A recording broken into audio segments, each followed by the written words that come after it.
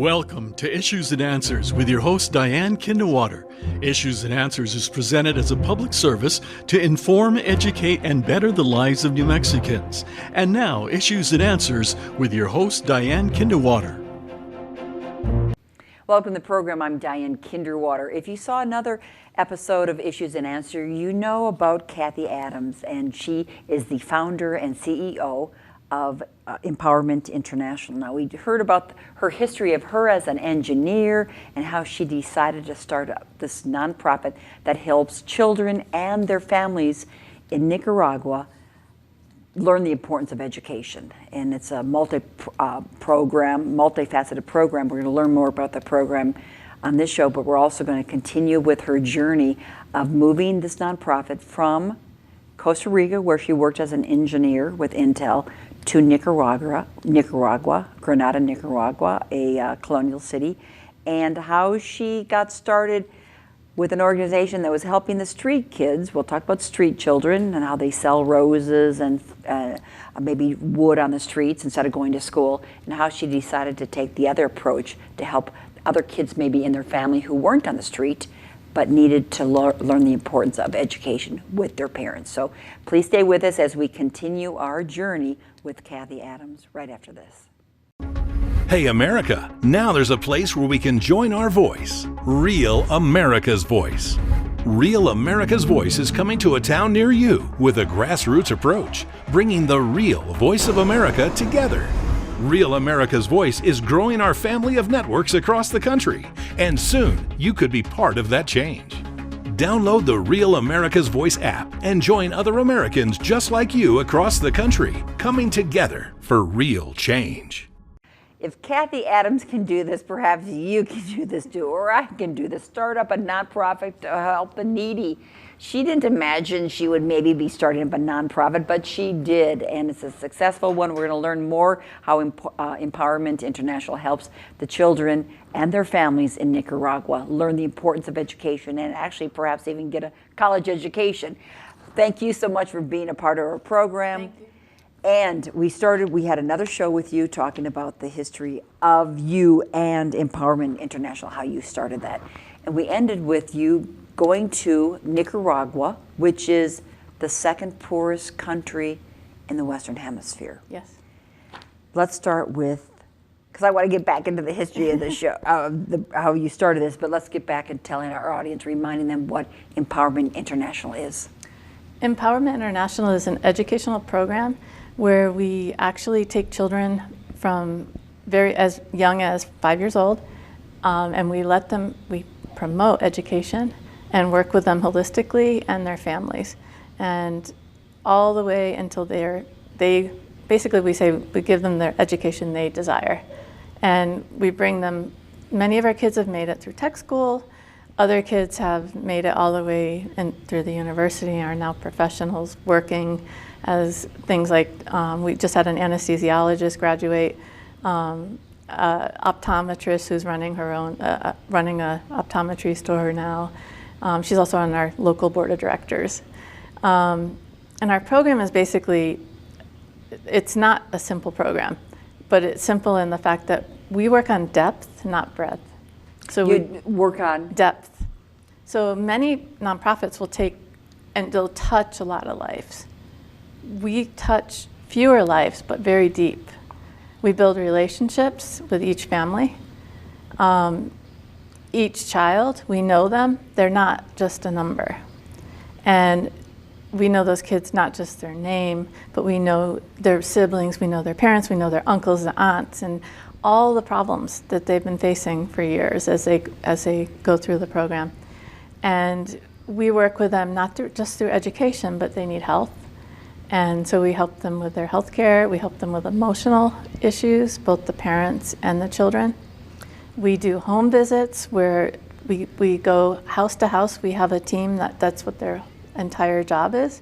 They're promoters and they go into the homes, they sit down with the families, and they do what I did in the beginning, which is just talk to the families and build a relationship. And in that relationship building, the problems unfold and they reveal themselves. And we don't throw money at the problem, we empower them. and we give them ideas to solve their own problems. And we help them, but we accompany them versus just doing for them. And I learned over the years that money, like there's a lot of money thrown at poverty. And we need money, I'm not gonna say we don't, but it's not we need money to empower people, not to just feed them and clothe them and help them survive.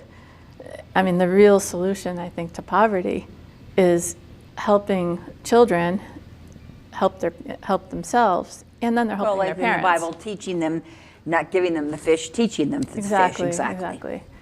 And not only that, we're also teaching our kids to be change makers in their own communities. And so our kids are required to give back. This isn't a handout at all. So yeah, when they're little, their main job is to go to school. But by the time they get into high school, they have to give back. So they've become our tutors. We train the children to tutor the younger kids. And if they don't have that capacity, then they have to help in the center in some way. You know, it could be just helping with the meals, helping the cook serve the meals, etc. And so they learn that nothing's free and that you have to earn something. And another thing I learned from one of my dear friends, Deepa, who spent 2 years with us from India, we actually had to do something which I never thought about before. Deepa really helped us take our program to the next level. She worked with various large organizations, and she told me about all the waste and about how money just got thrown at the solution. She said, you have to charge something. There's no value unless you charge something. So we started charging for school packages, and that was our ticket into the door where we could visit the parents. Now the school packages, we're talking $1 or $2. And the first time we ever presented it, our local director wrote up all the costs in front of the parents, and she said, so it costs $80, $100, whatever, and we're gonna give this to you for $1, or $1.50. And it's a bargain. And that year we shifted our retention rate from 87% into the 90s. And then it went up to our school retention rate now has been consistently 97, 98% annually. And some people say that's not even that high in the US. And it's because we're giving them ownership.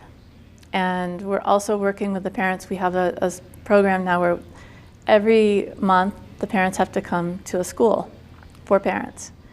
Our team does amazing exercises with them and dynamics with them, and it parallels a group of teen, where we do a teen program and a children's program, and they're all learning the same values. And maybe it's a value or about perhaps child molestation and how to notice the signs and how to talk to, but for the parents, and how the children would talk to the parents if there's a problem, or like self-esteem. We'll work on self-esteem, or parents teaching them how to talk to your kids, how to not punish them, physically. How there's other ways you can punish them. And again, we're constantly drilling into them the importance of education. It's pretty much a non-stop thing we're doing with that. And a big part is the mentors, I guess. The mentors. Yeah. How many? So you started this program, what, 20 some years ago? Yeah, and technically we moved into Nicaragua in 2003. And that's when That's like 20 years ago. Yeah, I mean, in Costa Rica we started in 1998, but then in Nicaragua we started in 2003. 2003. And we started with like 76 kids. 76? Yeah. Well, we ended our last show, you went to Nicaragua and you met this other organization that helped the street kids, the kids who were living on the streets and begging or selling wood or whatever they could find to sell to survive. Yeah. And you decided to go a different direction, not with those children, but children who lived in a family and still worked on the streets. Yeah, and well, what I learned was that a lot of the street kids actually have families. And what happens is they're working on the street selling, and they build their own community, especially if it's not a very savory home. And pretty soon they're doing drugs. And glue sniffing's a big deal there. And What is? Glue sniffing. Oh, glue And- sniffing, okay. Parents would actually promote the kids to go, and sometimes you could see the parents pushing the kids out to beg. And then one of the things when we had tourists come or tour groups come, we explained to them that change doesn't make change. So when you're giving children a handout on the streets, you're actually promoting the parents to send more children on the streets. That's an interesting point. And Of course, it's they're so successful. important. Change doesn't make change. There's just encourages them to stay on the street. Right. So with this this other organization, you learn from them and learn to continue your program that you started in Costa Rica, in Nicaragua, in Yeah. Grenada, and you set up. Actually, you have a center there now. We do. We have it's called the Education and Activity Center, and it's the hub of everything, the whole program. It's a very dynamic center. It's a large space, folding tables, stools. You can see the kids in there playing everything from ping pong to tutoring classes, and we have a little library there. And our kids are getting, because the classrooms are crowded, there's often 60 children in a classroom in our urban community. So we're giving them supplementary education, tutoring, which is led by our teachers who actually teach our older students to teach. And so this gives our older students a sense of self-esteem. They're actually called profe, professor, with the little kids. Oh, they like that. And these kids who, when I first started, it was unheard of for kids to even get all the way through high school. But I think this has built up their esteem and helped them understand also the value of education. And so our kids have actually gone through, finished high school, and then they started going to the university. And now the whole community started to see that it actually works, and that this student actually is working at this fancy hotel, making this amount of money, and their parents are doing well, and they just built their house, and now they have their own motorcycle. They see this, and they realize it is possible. So I feel like the hardest part was starting, and now the momentum's going, the flywheel is going, and it's easier. In our other show, we talked that a lot of us here in New Mexico know the importance of education, but in Nicaragua, Costa Rica, the poor families who had to work, send their kids to work instead of going to school, didn't see the benefits of an education. Exactly. You found that then in Nicaragua, and when you went there 20 years ago, they still don't see the benefit because they're sending the kids out on the street to work to survive. Yep. But now, after throughout these 20 years, they're seeing the benefit. Yeah. And I think one of the things that really just to this day blows my mind is that we now have former students running our program. And one of them's a promoter, and she's actually interesting. She has a law degree, but she's fantastic at home visits. She started doing it in her college, and she went and worked as a missionary with her church for a while, went to El Salvador, and she learned how to do home visits in a different sense. And the legal aspect is amazing too, because she helps parents with legal issues. And that's one of the things. We have 2 lawyers on staff who help them with all the legal things like birth certificates, getting documentation, so that they can actually be legitimate and get a job and get just everything they need. Oh, these children don't even have birth certificates. A lot of them don't, and because it's just so poor. And sometimes they were born at home or whatever. And we also have another community now, a rural community. So we have 2 communities that we work with, very different set of problems.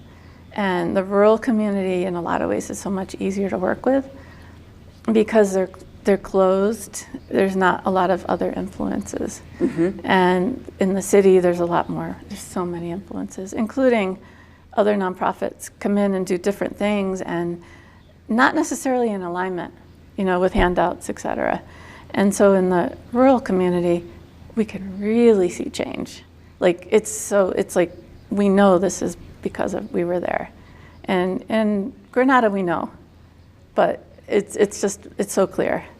And so how many families do you think you've helped over the past 20 years? Unfortunately, I didn't count. We didn't collect Yeah. data properly, that data Sure. I talked about. But then we started collecting data, but at least 500 families. And a lot of these, not a lot, but how many are on your board? How many people are working now in Grenada, Nicaragua, and then the rural area? So right now in Nicaragua, we have 11 employees, and they are, when I moved back to the US in 2017 for health reasons, I started really, I was always promoting that they take over the organization, but it started to really happen when that happened, when I moved back. And now our team is actually learning how to fundraise. And so this is hopefully my last big challenge, is getting them to the point where they can raise their own funds. And then I can just be founder. And Instead of the CEO part, founder. Right. And now, but it's Nicaraguans. It was Kathy Adams, some other friends. You had Coco, you had Alex. Some were Americans, but now mainly they're Nicaraguans running the 100% Nicaraguan right now. And our team is amazing. They have been through COVID, when they have been so resilient, when a lot of nonprofits have been falling, and this team has done so much, and I'm so proud of them. Fundraising is a key, but again, you learn through the process that handouts, it's a hand up that you need, not just the handout. And you also, what I learned from you is a lot of organizations just do give the handouts. Right. And so what we do is, instead of throwing a whole bunch of money into materials, we're about programs, actual programs, working with people. So a lot of our resources are going into our staff, into consultants, and then of course the materials, like for example, we're starting a new program right now, coding for kids, because, and English. We've been doing English, but now we really want to promote English and coding, because when you have those two tools under your belt, you can work virtually anywhere now because of COVID. Everything's changed, the walls are coming down, and so there's no barrier. And so in coding, you're saying computer coding. Exactly. Exactly. For those of us who didn't work at Intel or Motorola as an engineer as you did, you're teaching these kids how to code.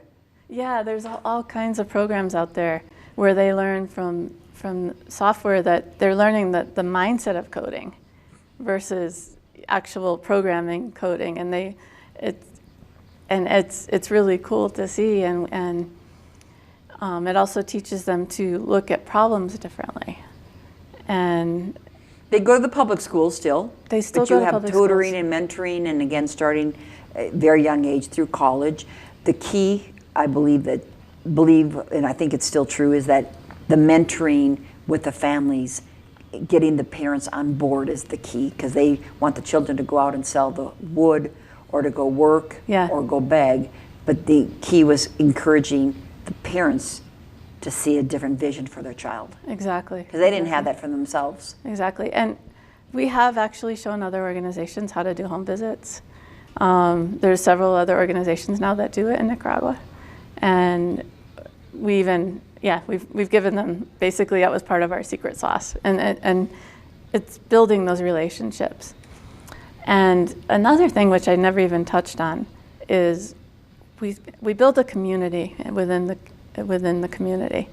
And we also help kids stay off the streets by, and especially teenagers, by giving them alternatives. So we've offered photography. We have a photography program. We have a mountain bike club program. I'm a mountain biker, basically all my hobbies became part of the program. Sure. And I saw the power way back, like 14 years ago. You hand a kid a camera, especially in a poor community, and they're like, "You're trusting me with this?" And they start taking pictures, and they start discovering themselves. And through sports and our mountain bike group, the kids started riding with all of pretty much the wealthy Nicaraguans. They're the only ones that can afford it. And so they're learning to mix with higher class people, and they're building their own connections and networks. So now they have friends that are that are the highest in the highest ranking of society. And it's amazing to see, like, how those relationships form. Now the mountain bikes, would you rent them out to the kids, let them use them? Because you were saying how important it is to have them purchase or to be empowered. Yeah, so this all started with a mountain bike tour that I did to raise money. And then we realized, as I had kids come with us, how amazing it was for the kids to ride. And so some people left their bikes, and then we built some bikes, we bought some bikes, and those bikes are still there like 12 years later. And we just keep rebuilding them. And the kids use them. They go to the center, grab the bikes in the morning. And I used to ride almost every day with them, and now they have their own leaders. And we'd ride in the morning before it got too hot. They'd go back, they'd clean the bikes, maintain them, and... Amazing. Can you give us, Kathy, a couple of and we just have a few minutes left to go, but actual case stories, case studies of a family or a student? Absolutely. There's so many. There's so many, and we just have a couple minutes left, but tell me a couple of the success of an actual child. Yeah. What happened, what he was doing before and what he's doing now. Yeah, so I'm going to start with, first of all, one of our staff, who's now staff, wasn't a staff before. She started at this high in the program. Anielka is her name. And if you sponsor a child, you'll be working with her. She's our child sponsorship coordinator. Anielka was in our program since, I believe, 4th grade. There's a video on our YouTube channel of her until she was in high school, and we're actually going to do a follow-up video on her. She basically got all the way through the high school. But how did you discover her? She was a student who didn't have shoes. Why wasn't she going to school? We started recruiting, having parents. We started creating like an open form, like people could come in and apply within the community, and then we would interview them to see their desire, to really evaluate their need and their desire. And there's a formula there that, like, it's an art, but it's a formula. If you don't have the desire, then it's not going to work. And so we really work on trying to find that happy pack, that whole thing. But they also have to be within certain boundaries so that way it's a community thing, and the neighbors see the neighbors, and there's a little bit of positive peer pressure happening here. Okay. But she came from a poor family. She came from a very poor family, and she's very shy, but she keeps blossoming, and she's now, I can't believe it, she's like almost 30 years old. And she went to the university, studied business administration at one of the top universities. In Nicaragua? In Nicaragua. And then she worked at one of our biking friends, she was a cyclist, at one of her the insurance company for several years. And then she started writing to me, she said, "I want to come back." And she said, "I want to give back to the community." And so we hired her as a child sponsorship coordinator as soon as we had that opening. And she's been there now for several years. What does she say about how this has impacted her life? Wow, I have a hard time putting words into her mouth. And I would love, if we do that virtual show, to have her talk about that. But I know her life has changed completely. And she's actually been to the United States. We brought her to the US when she was still in the university. She is well known with our donors. she's just a completely different person. Is she the only one in her family to go to the university, I imagine? Yeah. She was the only one to finish high school at first, and then her brother Raphael, also in our program, he finished high school. He chose not to go to the university. So what's he doing? He is working at what they call the Zona Franca, and he's working and actually it sounds bad in the US, but it's an industrial zone, and he's working there. But it's a success as well. Yeah, oh yeah, because if you have a stable job, that's a success. And if they wouldn't have been in your program, what do you think they would be doing today? Probably have a whole bunch of kids, and like Anielka probably would have had a bunch of children and not gotten past half of high school. You know, I think she's brilliant. She's a bright girl, but I think she would have given up. Sure, because the odds were against her. Yeah. People can find out more, and you have donors, and you match with we have a minute left. Yeah. So okay. you took a challenge of what was that $500 challenge? Yeah, I actually, one of my donors told me I wanted to go to Nicaragua to live, and she said, I'll give you a stipend of $500 a month to live on. And I decided to jump ship and do it. And that's how it started. And these children have now a whole life, a productive life ahead of them. Find out more on your YouTube channel, what they can find there. Yeah, and also our website's the best place to go, empowermentinternational.org. And we also have a Facebook page, which actually is a different name. It's our local name now. So I'm not sure how to, you'll find it on our website. Look at Empowerment Intl.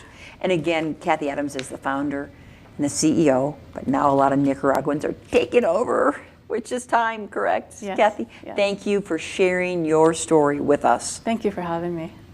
Very nice, and for all the photos that you have of these kids, we appreciate it. We appreciate KCHF TV for bringing this show to our viewers. And I thank you guys for watching. I'm Diane Kinderwater. Make it a great weekend. We all can be inspired by Kathy Adams' story, and the key, empowering people, not giving them. That doesn't seem to help. It helps for a short time, but it doesn't encourage them to empower themselves for a better life. Thanks again for watching. Make it a great week. We'll see you next time. Bye-bye.